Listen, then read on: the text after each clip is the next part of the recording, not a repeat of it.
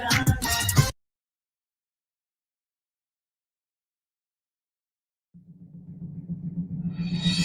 time. It's time. It's time. I know it's time. The generation for reparation. Pay up, time to pay up. Reparation. Right now, reparation. Especially ours, you know it's you. Pay up, time to pay up. Right now, reparation. Pay up, time to pay up. Yeah. Right now,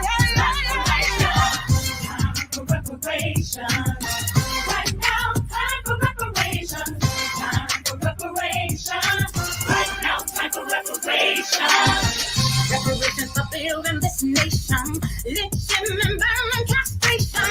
Selling children, family separation. Right now, time for reparation. Millions of slave ships landed, whipped, chained, and branded. 300 years of free labor. We're asking for no reparation. Time to pay. Right now, time for reparation. Time for reparation. Right now, time for reparation. Pay up, time to pay up. Right now, reparation. Pay up, time to pay up. Right now, reparation. Reparations for reconstruction.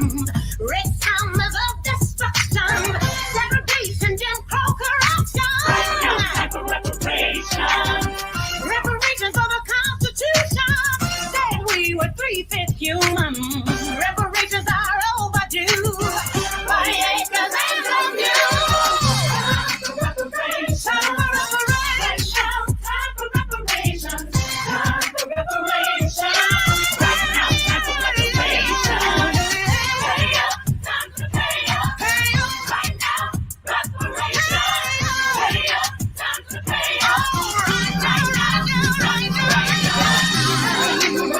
up. Right now, reparation. Pay up, time to pay up. Right now, time for reparation. Time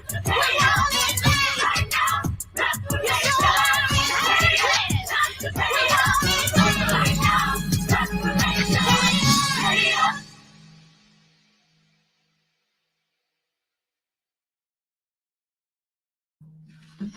I'm Al McFarlane. Welcome to Conversations with Al McFarlane. Glad to be here and glad to have you along. Hope you had a great weekend and having a wonderful, productive, fruitful Monday. I was over on West Broadway for a few minutes this morning with the grand opening of the new West Broadway U.S. Bank. And so glad to see them back online. They are one of the pillar institutions in our North Side community. And actually, the place is just beautiful, really well done, reorganized, friendly, inviting. And I connected with Ravi Singh, who's the branch manager, and a number other of local and some of their corporate people from downtown up in the neighborhood. And I expressed my confidence that them rebuilding after the destruction of the uprising following the death of George Floyd, and that's one of the businesses that was targeted. But they're deciding to come back better and stronger was the right decision.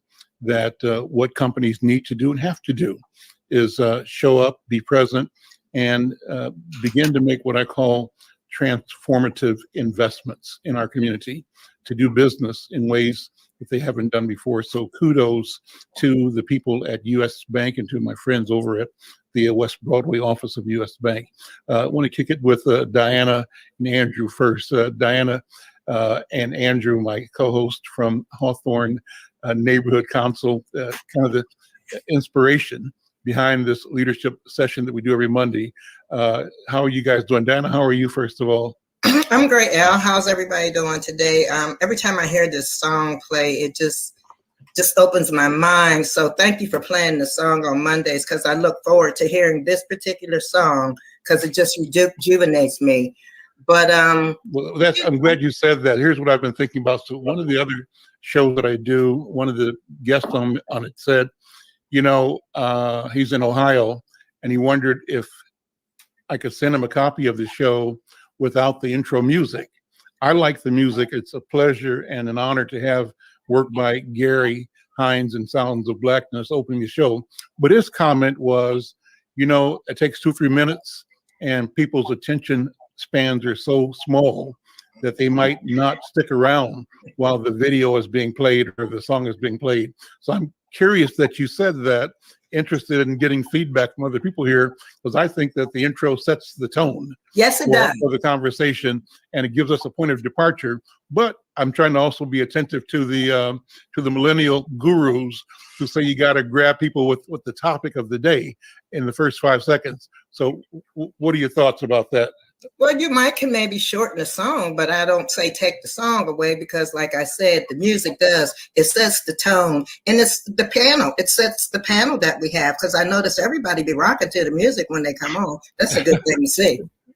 Andrew, what do you think? Hey, Al, good to see you, and good to see everyone. Happy afternoon. You know what? I agree with Diana. I think it puts us in a place. It gives us a kind of a centering as to where we are, and reflection that all we say in this conversation is built on foundations of things that have happened before us, and allows us to make sure that we keep those things in the back of our mind as we have the discussions we have. Great. Brenda, good to see you again. How was your weekend? Fine, working hard. Good. I'm Al McFarlane. This is our Monday edition of Conversations with Al McFarlane. We call it the leadership session, and our intent is to talk to candidates and incumbents in City Hall between now and the election, and other offices as well. But the purpose is to create ongoing, what I call robust conversation, a chance for candidates to argue their viewpoint, their vision, the reason they want to serve you, for incumbents like Jeremiah Ellison, who is here representing Fifth Ward, to tell what they've done and why they want to be reelected, and to have you, our listeners, locally and nationally, weigh in on important conversations. I was thinking today that what we're doing at one level is making the local global. Meaning we're looking at stuff happening in neighborhoods here in South Minneapolis and North Minneapolis, but our approach to this conversation has implications for communities all over the world. So it makes sense that this conversation is being carried on Black Press USA, because neighborhoods like ours are dealing with issues like we deal with every day. And this is about sharing. How do we build community and not live isolated, but rather engaged and connected lives? So let me begin by thanking Jeremiah Ellison and Mickey Moore, who's a candidate for 8th Ward in South Minneapolis, for being here. Others may join us. I'm going to start with you, Jeremiah. As always, our commitment is to have candidates who show up to take a few minutes to tell people about their vision, their candidacy, and why you're looking for votes to re-elect yourself to that office in November. Yeah, absolutely, Al. It's great to be back on your show. I always love joining you, and appreciate the work that you do. It's really important. And so thanks to all you guys. You know, I'm just really excited to be out here having conversations with my neighbors this summer. It's really important that we have elections, because quite frankly, these seats don't belong to any one person. They belong to the people. And if you're not checking in with the people, you know, the people are going to let you know. And so I really appreciate what I've been able to do this summer, and what I've been able to do these last couple of years in office. I was able to present a proclamation at the Northside Summer Games at North Commons the other day. It was a huge event, and I'm excited to see them continue to build that program over the course of the next 20 days. During my time in office, I've really tried to focus on issues related to housing and economic development, and I think we've done some really creative and innovative work on that front. We have the Commercial Property Development Fund.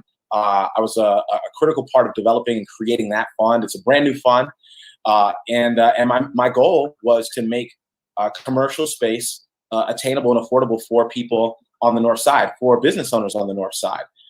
For folks listening, you'll know that a lot of our commercial space is owned by, either wealthy individuals that don't live in our community, or sometimes not even individuals, just, faceless entities that investment entities that just own up properties all over the country.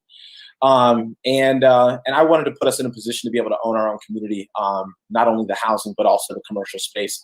And so, recently I've seen folks that we all know. Kenya McKnight was able to get an allocation from the Commercial Property Development Fund. And when I think about the time that I spent creating that fund, these are the types of people that I had in mind. No specific names, but these are the types of folks in our community who I've seen doing great work, who I knew could really benefit from a fund like this.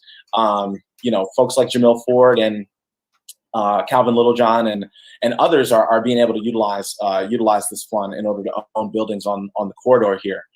On the housing front, making sure that we have the type of housing that Northsiders can afford, both on the rental side, but also on the home ownership side.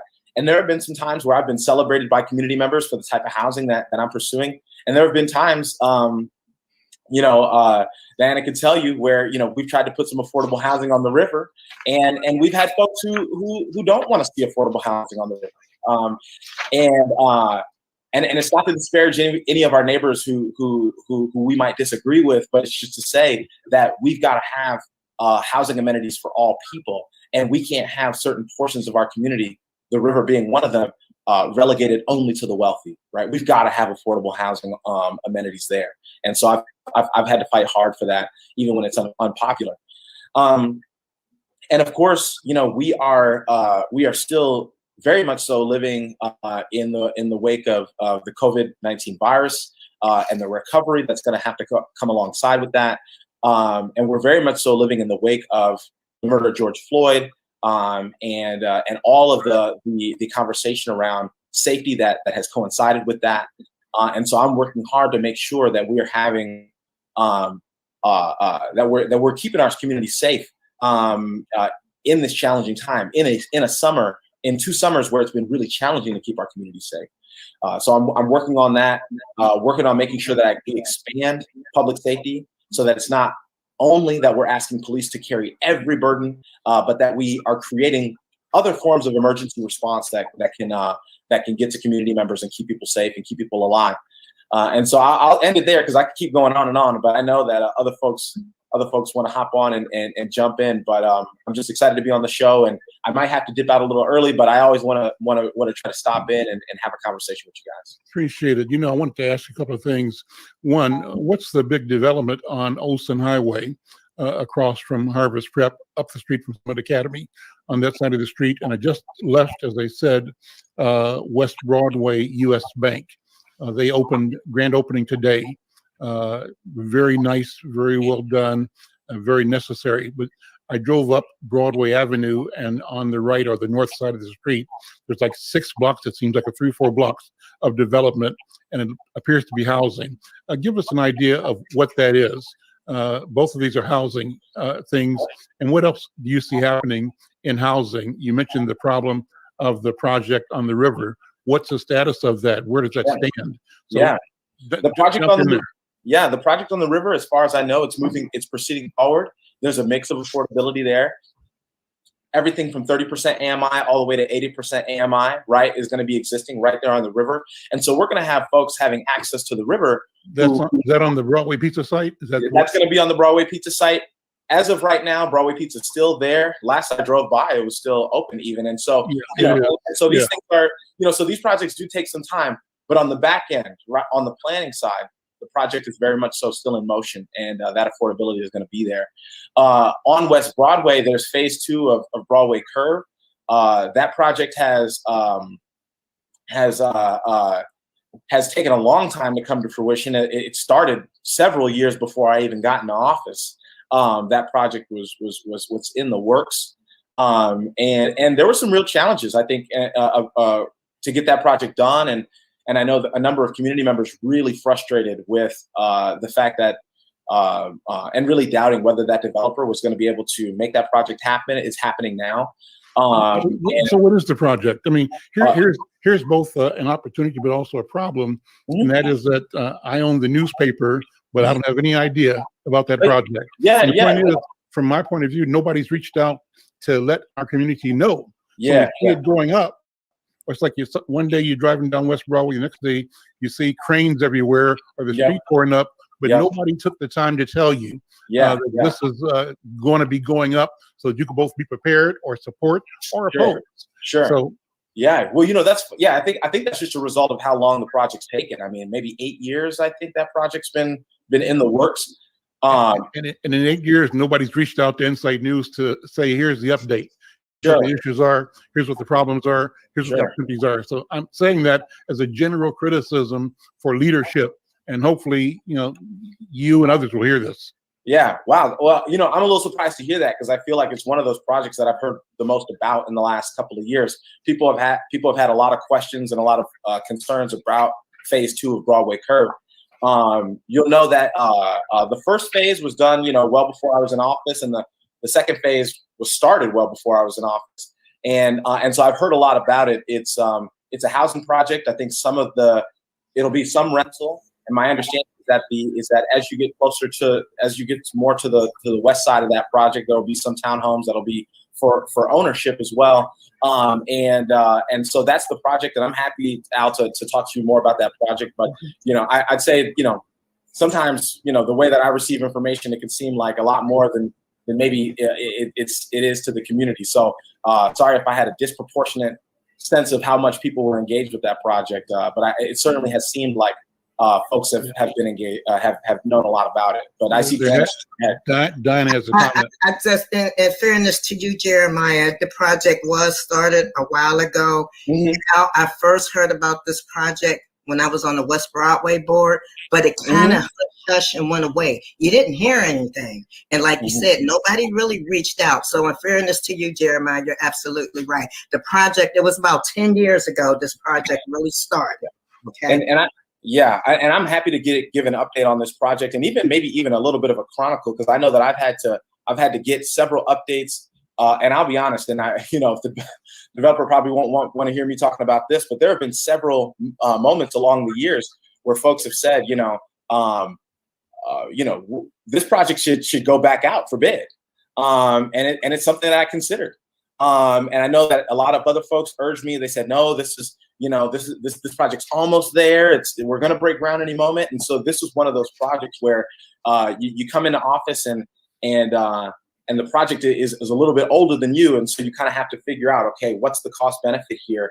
Am I going to be restarting the 10-year clock if I put this thing back out for bid, or am I giving this person too much time? It's sort of one of those things that you have to balance. Who's the developer? The Sherman Associates is the developer. Okay. What I think is funny, you asked about the Olson Highway development, which stands, I think, in stark contrast to the Broadway Curve development. It's a development that has existed within my term, right? And so the inception of the project started early in my term, and now you're seeing them break ground and you're seeing them build right there on the site. That project is actually a really exciting one for me, because the townhomes, the Olson townhomes that sit behind that development right now, those townhomes are so old, and they were built at a time when developers in the city didn't necessarily know how to build on top of infirm soils, and the soils there are infirm, right, back in that area. So what you've had those townhomes over the last 30 years sinking into the ground, having to be either cranked up or renovated, having water issues, having flooding issues in the basements, and all the while they're sinking. The development that you see on the corner there is going to replace those townhomes, but very much so that the townhome residents were involved in that development. So the new units are going to be are going to have the same square footage of the townhomes that you've seen. A lot of the folks who have lived in those townhomes have lived there for decades. They've aged in place, and so they have, some of them are excited to no longer have stairs that they have to go up and down. Some of them have not been able to utilize their basements, and so by having the same amount of square footage in their new units, it actually feels in real time like they're getting more space. because they haven't even been using their basements, which are factored into their overall square footage. If they have mobility issues, they'll now have an elevator and other things that they can utilize to get around. And so and I think that this is the most important thing, and I don't know how we bottle this and package it towards other redevelopments, but the people who are living in those townhomes didn't have to move while that new housing was being built.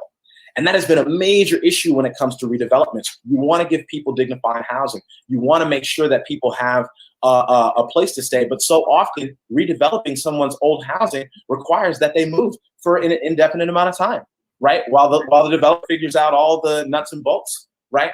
So here we had an opportunity to build the new housing right next door to the old housing so that the people could continue living in their townhomes.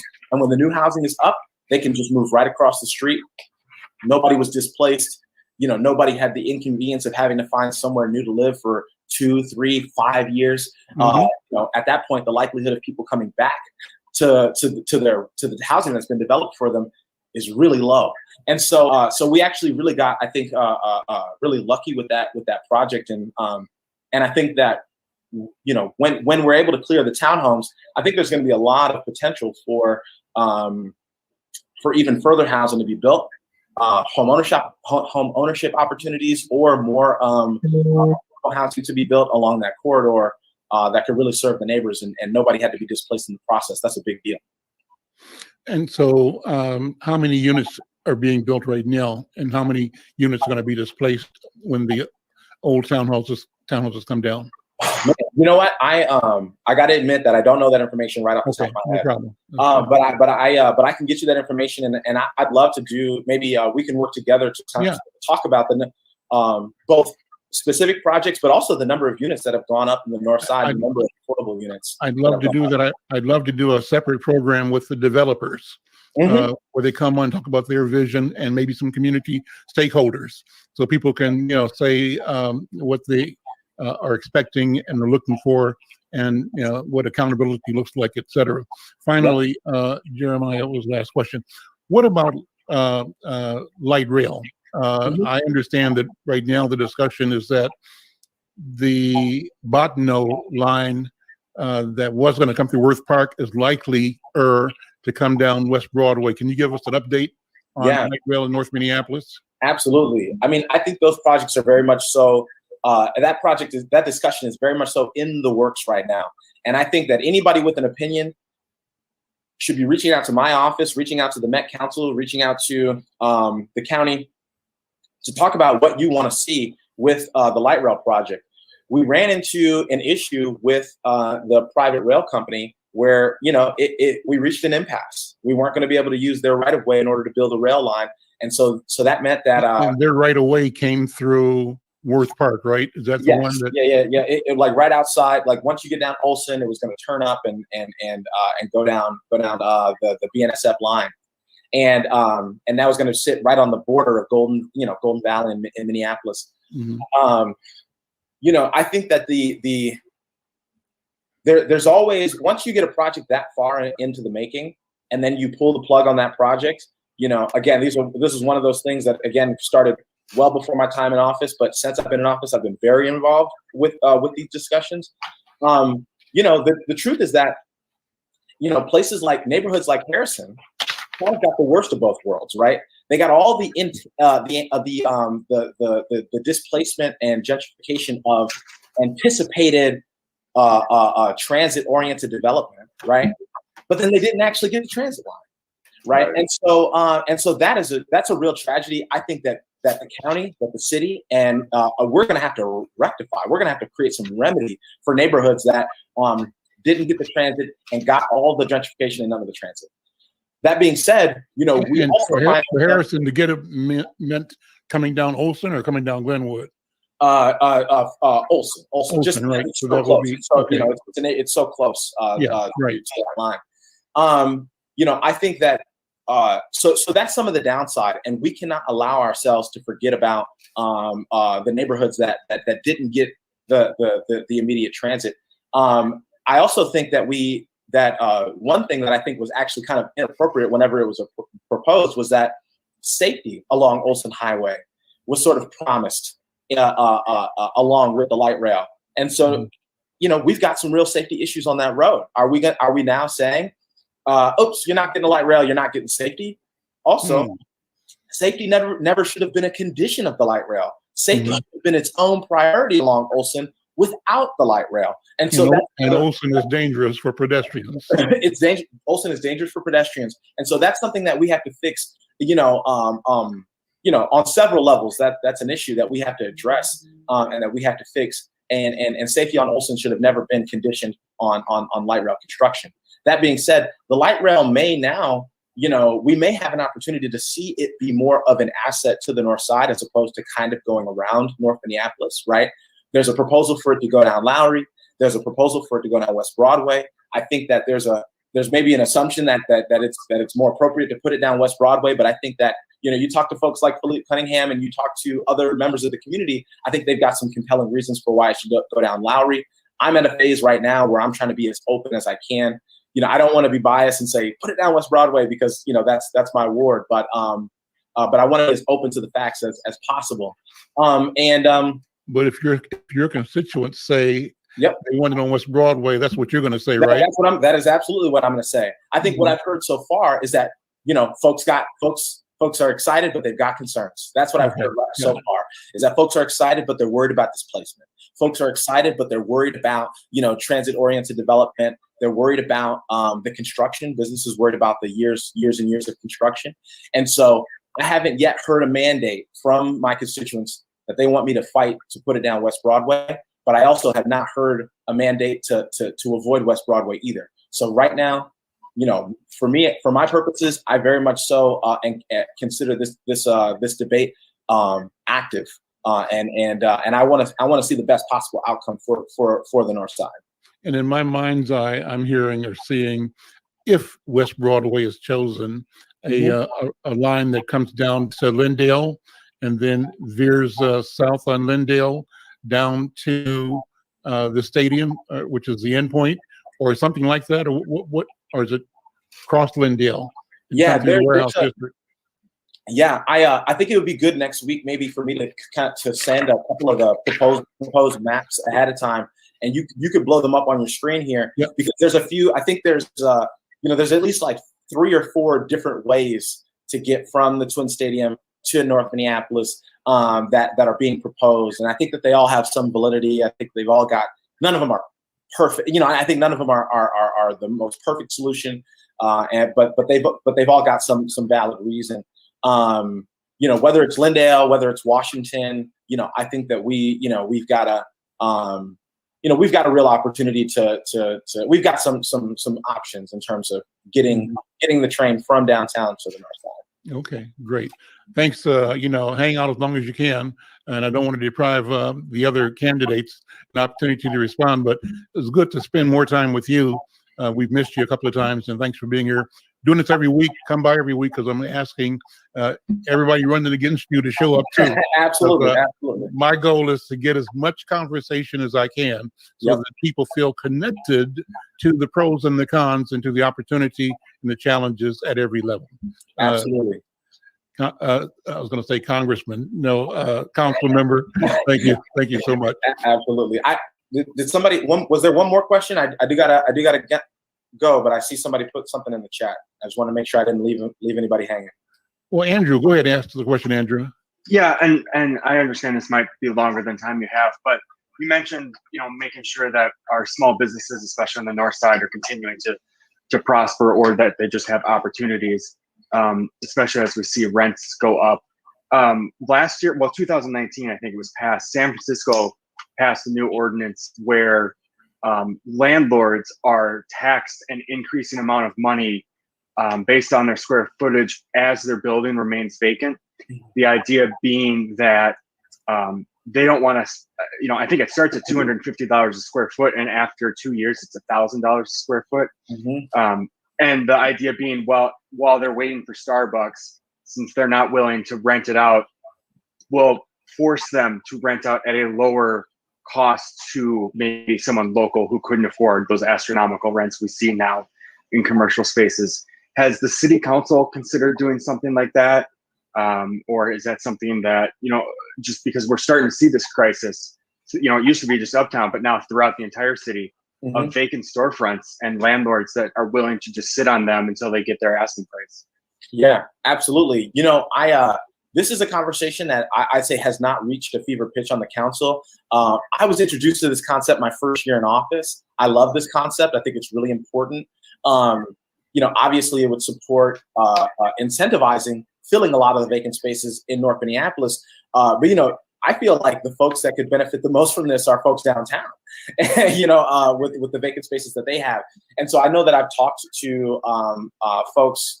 I hope he doesn't feel put on the spot, but I've talked to Steve Fletcher and other folks about this concept. And again, it hasn't quite reached the level of traction to where, there's a proposal on the table. Again, so many council members, so many policies that need to get passed. We're looking at things like tenant opportunity to purchase that take a lot of time to, dive into the details and get done. So it hasn't reached the level of priority where there's something, where there's a draft that we can respond to. But it's a discussion that's happening at City Hall for sure. And I think it's a needed discussion, and I think it can help put some pressure on these businesses, especially with these transit-oriented development or TOD conversations. Folks start seeing TOD opportunities, and they really want to sit on their property and get $1 million for some worthless parcel. I think that a policy like this could maybe dissuade people from doing something like that. Thank you. I think that's part of the huge disconnect between this council and the needs of our city. Is that a proposal like this, which is so exciting and could bring relief to the people of Minneapolis, the council is sitting on. And I kind of feel that's because there's not a lot of experience there in the council when it comes to small business or entrepreneurship opportunities. I mean, there are no real entrepreneurs on the council. Additionally, it's not something that directly affects their well-being or economic well-being or day-to-day life. Similar, that question could be applied to all the vacant units in many of the market rate new developments that are going up around town that are sitting empty as well. We know that in Loring Park, a lot of the local corporations own a plethora of these units and they're just sitting on them. Or it's out of town investors. And so our council is not defending, the common working class family or young person who even maybe has a corporate job that's looking to get into the market in a home ownership or veer off into their own entrepreneurial endeavors in this city. And that's a real problem, I think, for us. Can I respond to that just real quick? Go ahead, sure. Yeah, I would say there's a lot of really important policies, right, that didn't get passed until this council was in office, right? Advanced. Like what? Like what? Would you like me to respond? You keep interrupting me, I don't know what's going on. Okay, so like advanced notice of sale was a policy that took 7 years to draft, right? Tenant opportunity to purchase would increase home ownership, and it's still very much so a complicated policy that several council members are working on. Rent control, whether you agree with it or disagree with it, it's a policy that people support, and that I'm currently working on. I'm actually author on TOPA and rent control. We're working on changing how we do, how we keep people safe in our city. People have been having this discussion for a long time. I guess the question is, which of these policies, understanding also tenant opportunity, not tenant opportunity purchase, the Commercial Property Development Fund, which is working in allowing Northside businesses to buy Northside commercial properties, right? Which one of these priorities should people set down in order to pick something up? It's not a matter of, whether the policy is worthwhile, but quite frankly, it's a matter of capacity and which policies are getting pursued. Yes, Really, I agree with you, Jeremiah, and I agree with you more often than not, and I'm excited to work with you on some of these things. But I ask you, don't give cover to Goodman where Goodman has failed. A lot of times I understand that my criticisms of the city can be felt by people broadly. You said it yourself, this could be beneficial to downtown. I'm here saying thank you for raising that flag. I'm telling you this. This is principal to my candidacy challenging Councilmember Goodman. She has destroyed local small business in the downtown zone. She has prohibited affordable, deeply and truly affordable housing where it needs to be. She has stood against, so did Council Member President Bender, stood against in 2017 any type of rent control. I and Ginger Jansen were the only ones to kind of champion that. And I still do, but much more nuanced than some of the groups are talking about now. So I just want to be very clear with you, brother, that I'm not here challenging you. I'm challenging the system as it's being maintained by Council Member Goodman. I hear you loud and clear, brother. All right. I gotta go, but I really appreciate you guys having me on. And again, I'm gonna make it a priority to hop on every week with you, Al. If I miss you, it's only because something critical came up. But either way, you're gonna see me more often than not. Perfect. Let me bring in Mickey. You've been quiet, but I know you got a lot to say. And you and Tekken are here. Thank you both for being here. Tekken, thank you for flagging the things that you think need to be flagged. And I thank you for being specific. I think it's appropriate that you call out the council president and the incumbent. And I think that's the kind of conversation we have to have. That's principled. It's more principled because you are saying exactly, what you see as a problem, and you're not spinning it with nuance. You're being precise and to the point. And I appreciate that. Before Mickey comes in, part of that is because I live this daily experience close to the streets, to the sidewalks of the city of Minneapolis, specifically here downtown. And in that, I kind of stand alone in terms of my daily lived experience when it comes to these particular topics, right? Mickey, jump in. First of all, if there is a passionate item that you want to talk about as a candidate, a driving issue, and weigh in on the conversation. I appreciate Councilmember Ellison's recapitulation of the things that he believes he's done and delivered. And like I said, some of the things I'm the newspaper and I didn't know. And part of the problem is a failure of developers and doers to be intentional in ensuring that our community is aware and engaged and apprised, right? And so that reflects this perennial sense of invisibility and marginalization when policymakers and business owners don't think they have to say something to us or figure that they talk to us and we got it in the drift, the trickle down, but it's not true. So go ahead, Mickey. Good afternoon. First of all, thank you for being here. Well, thanks for having me, Al. I love coming on. And let me just get my 2 cents in on the opening of the show.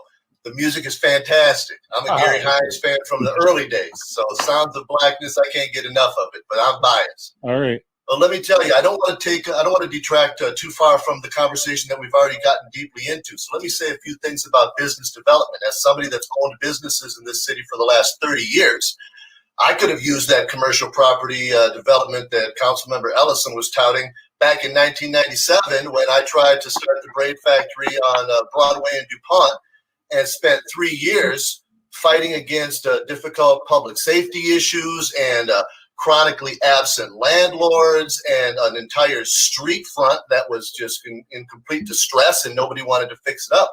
I tried for almost 3 years by myself as a singular business to change the entire street.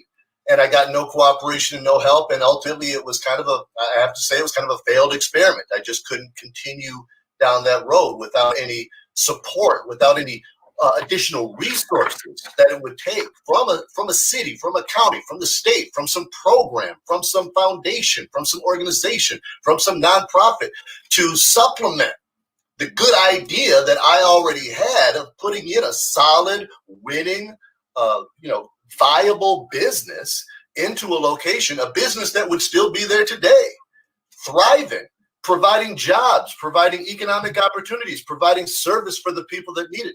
If only I had a partner in the city that was willing to just do that little bit to help us out. So I think that there's opportunity there. But I think what Tekken was kind of diving into is that our city council has too often missed opportunities to properly message what they're trying to do. They take so long to get around to getting things accomplished. The programs that Councilmember Ellison was talking about, like he said, had started 8 years ago, 10 years ago. That Upper Harbor project started in 2014, and we still haven't decided what we're going to do with it. We need a council that is more effective, more efficient, has experienced leadership, has experienced professionals that understand the issues upon which they are trying to create policy and trying to implement these programs. We need people that actually know what they're doing and care more about collaboratively working to accomplish our shared goals than they care about their own personal political agenda, or that they care about their own little tribalistic small section of the city. You know, one of our big problems, and we don't talk about this, Al, and we'll need a whole nother show to talk about this, is Minneapolis is a small city. We are 43rd in the nation in population. And yet we have 13 city council wards. Our wards are so small that a city council member could effectively argue for their own particular constituency and not have to even worry about what's going on 2 or 3 blocks away. Except and that allows them in to really create separation and distinctive viewpoints that don't lead to collaborative, common sense compromises, that lead more often to these polarizing positions that cause us to spin and spin with these issues and policies instead of just accepting our fate and moving forward to create something positive out of our situation. I would say, Mickey, you're absolutely correct, except for Ward 7. You know, Elliott and Loring, once you cross over Hennepin, you know, I was just over there the other day talking to I mean, it's just a completely different reality. And for Ward 7 and downtown, that might be an issue. That might be an issue. But other than that, I'm with you. Well, you know, one of the things we were talking about with Councilmember Ellison was development. And our city is in a very strange position right now. We all know that for years, for generations really, our council has prioritized gigantic development, whether it's what did he call it? Transit-oriented development, giant rentals, giant apartment buildings, giant commercial buildings, to the detriment of many of our other options and opportunities. Well, right now, what people aren't talking about, what almost nobody is talking about, ahead of the 2040 plan, there was a rush by developers to get their project bids and applications and their permits in so that they were grandfathered into this their choices before the 2040 plan. What we're seeing right now are those developments in practice and in development. But there is a huge gaping hole of no new permits, no new development. And developers are not interested in coming into Minneapolis right now for 2 reasons: the 2040 plan and the disincentivizing policies that we've got, guidelines and regulations, and also the public safety issue. So if we do not solve our public safety issue and get back on track with the kind of policies and incentives that matter to developers, we are going to go years. It's going to be a chasm of time and space and opportunity without any meaningful development in our city at all. That includes downtown, that includes uptown, north and south. So I have a lot of developers. Let me direct the traffic, Tekken, and let me call you, because when you both are talking, can't hear either one of you. So let me be the traffic cop between all the conversations. Mickey, you know, as you're speaking, I was thinking about how the city did pioneer, maybe not pioneer, but was effective and aggressive in using tax increment financing to do major, developments throughout the city, downtown in particular. Our whole landscape of downtown changed because of tax increment financing. Major projects like the lake and Nicollet closing, right? And other developments around town where incentives were there for big business to make big changes, and often, as you say, and as Tekken said, at the expense of and at the demise of small entrepreneurs, small businesses, et cetera. And so the question you raise is why then haven't the principles of leveraging the power of the city or of the county to deliver opportunity for small businesses, why hasn't that happened? Why has there been resistance to that? And it's good that maybe the project that Jeremiah mentioned is helping put Black businesses into position to acquire real estate and open businesses, but that should have been going on a long time ago. Yeah, absolutely. And it's the only way things are going to change. As long as minority interests are held down and suppressed to the degree that they are in Minneapolis. If you look at other cities, Dallas, Fort Worth, Atlanta, Georgia, Washington, D.C., California, where minority interests are welcomed, and you can have big time minority owners of huge conglomerations and businesses and properties. It's a totally different story. It's a very welcoming environment and a very safe and equitable environment for minorities to get involved at that same exact level. But in Minnesota, it's a totally different story. It's almost like going back 60 or 70 years into our past history and looking at almost like a redlining issue where it's very, very difficult to get access, to get financing, to get approval. The hurdles and the obstacles that minority owners have to go through just to get the same kind of opportunities is just unfair, and it's having the domino effect that you're talking about.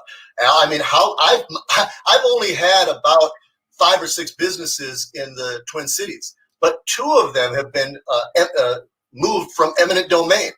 Okay, what's the reason for that?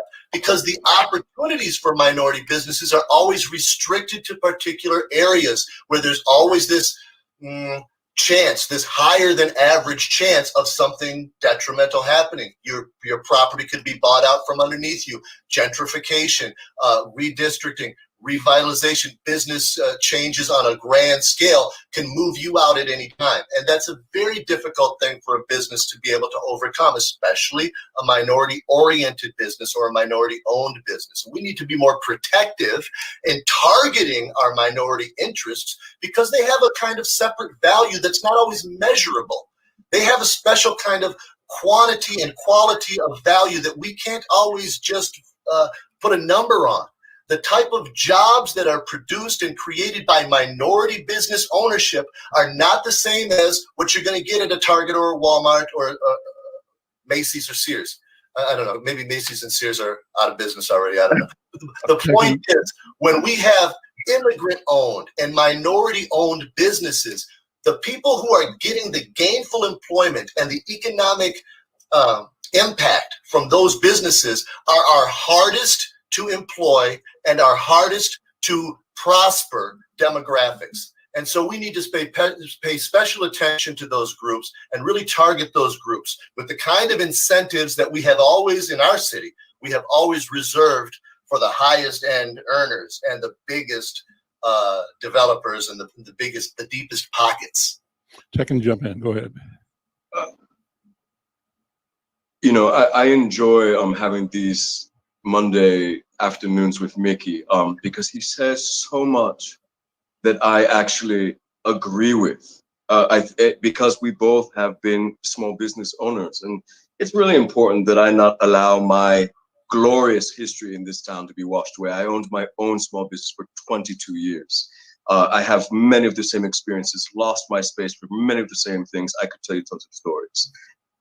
So much good things he says, but then he undoes it all by doubling down on kind of a trickle down developer centered economics that has completely failed us for the last 24 years. And so that makes me not know if I can trust. Everything he says cannot be achieved by doing what he says we need to do, which is, create a city ever more available to developers, to their needs and their bottom line. Part of what I say is that, and this is a real crude thing to say, but, as a city, I'm tired of being the cheapest horse sold to the John with the least amount of cash. And I have to say it, because that's what's been going on in this town since the North Side was destroyed in mid-century last. I was talking with Mr. McQuitter, who you may know, Mr. Howard McQuitter, and this morning we were talking about it's almost like the city's returned to 1952 in terms of the exclusionary kind of energy that's pervading this city at this time. And so again, I am in accordance with so much of what Mickey is saying, just like I was with Councilmember Ellison, except that they stop short of making that bona fide commitment to community. And that's the difference for me. I am not afraid of our community. My residence nor my legacy here is undisputed. I'm a member of us. And that's the difference that I bring in tandem with all of the knowledge that I see. We've been doing things wrong, and that's put us where we are. And so it's easy just to connect those few dots and get our community holistically back on track, or for the first time on track.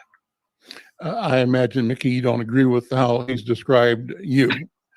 No, I didn't quite understand. I'm saying that our city has this history of prioritizing big developers to the exclusion and the detriment of small businesses, especially minority-owned businesses, and that has to flip. We need to flip those priorities.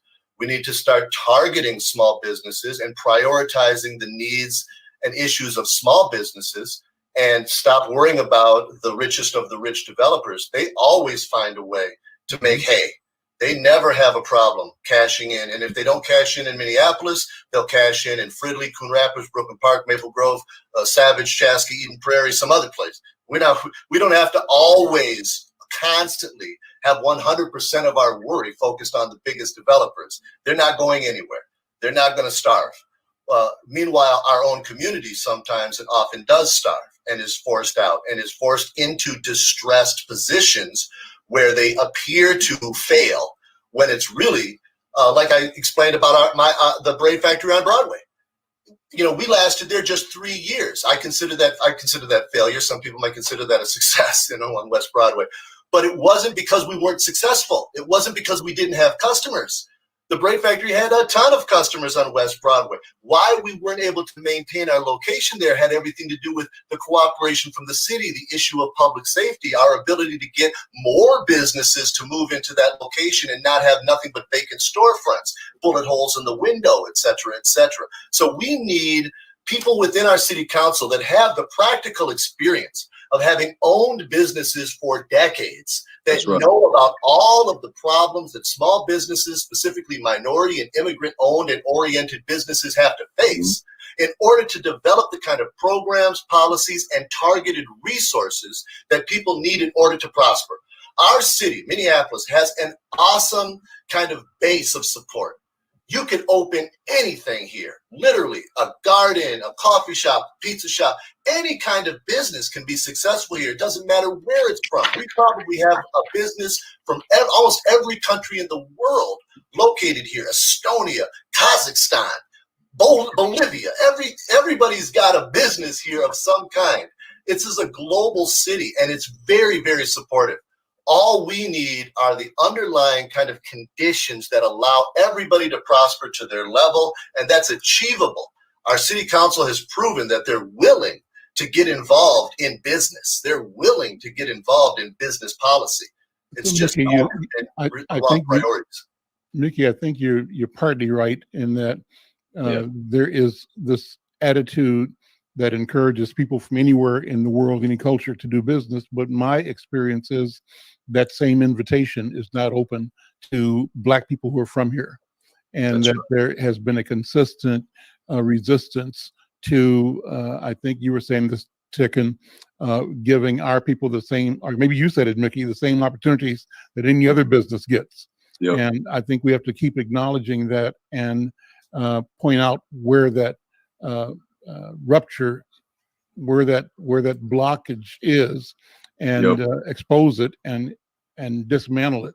But even So- still, you know, Mickey, you know, I'm still kind of a little cautious, but you know, that last that you just said gets me excited. I want to be honest with you. I mean, that gets me excited because again, that's the kind of energy and vision that has been missing from this city council as it relates to local small business incubation and continuance. Yeah, and the messaging and the mentorship. And the Absolutely. messaging You know, and the we have to mentorship. we have to bring in the right messaging so that the city understands where we're coming from and what we're trying to accomplish. And then we have to partner that up with real live, real time, tangible mentors and programs of mentorship where people can say, okay, I have an idea. What's the next step? Well, here, let me take you under my wing and show you how to do it. And Al, I can envision you as being a big part of that program because of your tremendous history in this city. So yeah, I think that there's the potential there to change it if we recognize and acknowledge it, and then we apply those abilities and opportunities that exist to make it better. And if we're not receiving more nonprofit dollars but support, it's time to wean off of that nonprofit system.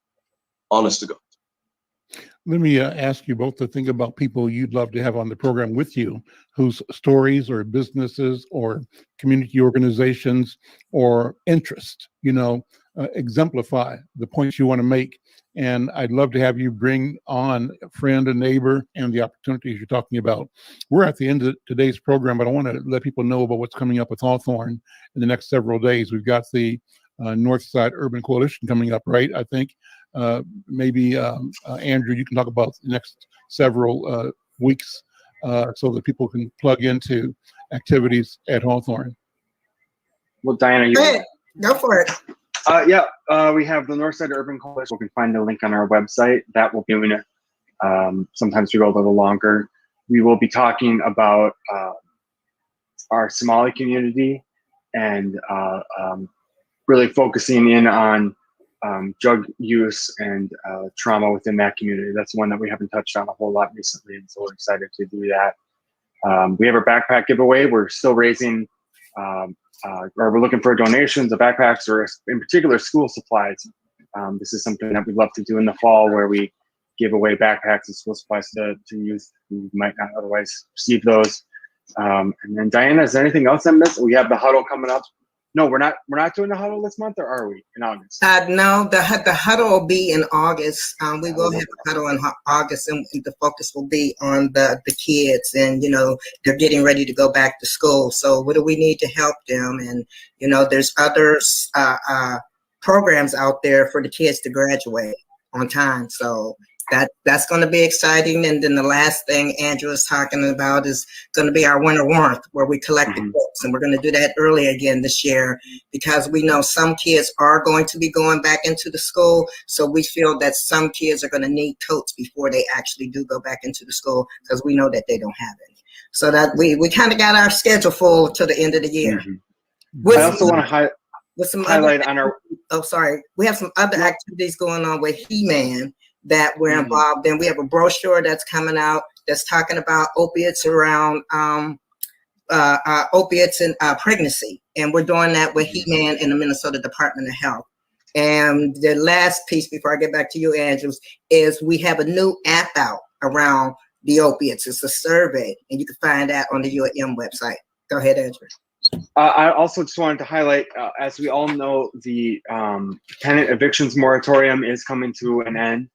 And the process here in Minnesota for how that works is quite convoluted. It's not just a flip of a light switch. It's going to be pretty long, drawn out, and there are different qualifiers for when or how you could be evicted from your home. We have links to information on that on our website. The county does have some good explainers, but we ourselves are also going to try and put together better mapping for how this works. It's essentially a lot of if-then statements as to whether or not you can be evicted, but ultimately we just want to look out for our residents. I want to say to Mickey and Tegan how happy I am that you guys have chosen to use this platform to talk about your ideas and your candidacies and let you know how welcome you are and how grateful I am. And I think the community is that, number one, you've decided to step up. Number two, that you've decided to show up and you're able to talk and you speak with clarity and with conviction. Mhm. That's important. You know, it would be cool if, I'm just saying this as an editor, wanting to be both aware and connected and supportive. If you run across articles that you read that you think highlight an issue, send me an email. You know, just send me a copy. And if you want to bring things up, I'm open for that. This is a collaborative venture, and your presence here is just really, really appreciated. Good luck. You know, and my job is to make sure that you have every opportunity to have the best campaign, and I hope everybody wins. Okay. Thanks so much, Al. That means a lot to me. All right, guys. We'll see you next time. I'm Al McFarlane. You know, tomorrow on my program, I've got people from the Upper Harbor. I did a program, I think, Wednesday of last week, but I'm doing another in-depth look at the Upper Harbor terminal development tomorrow at 1 o'clock for the KFAI live broadcast. So join me tomorrow. I'm Al McFarlane. We'll see you next time. Take care. Bye-bye.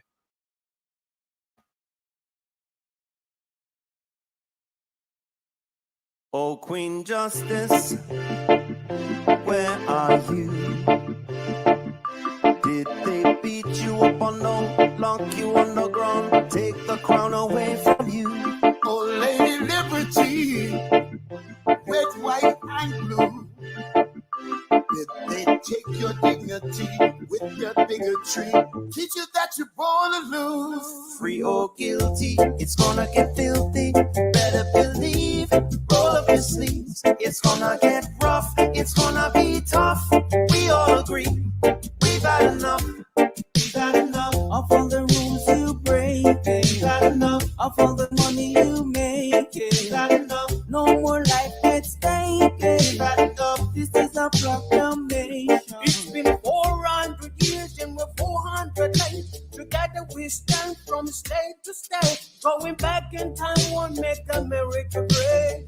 We need justice now, people won't wait. Action, no more distraction. Every step we take, we gain traction. If it can happen to one, it can happen to all. United we stand, divided we fall. Free or guilty, it's gonna get filthy. Better believe, roll up your sleeves. It's gonna get rough, it's gonna be tough. We all agree, we've had enough.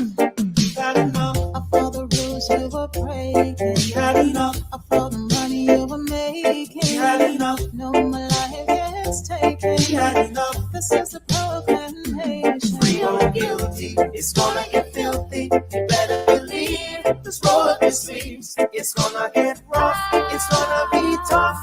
We all agree, we've had enough. We've had enough Of all the rules you're breaking. We've had enough. All the money you're making. We've had enough. No more life gets taken. We've had enough. This is the proclamation. We've had enough. Trayvon Martin and Tommy Rice. We've had enough. Michael Brown and Eric gonna pay the price. We've had enough. Philando, Breonna, George Floyd. What? We've had enough. So many gone. How can we fill the void? How can we feel? We had enough. John Crawford, I know you've heard. We've had enough. Sandra Bland, come on and take a stand. We've had enough. Sean Bell, what the hell? We've had enough.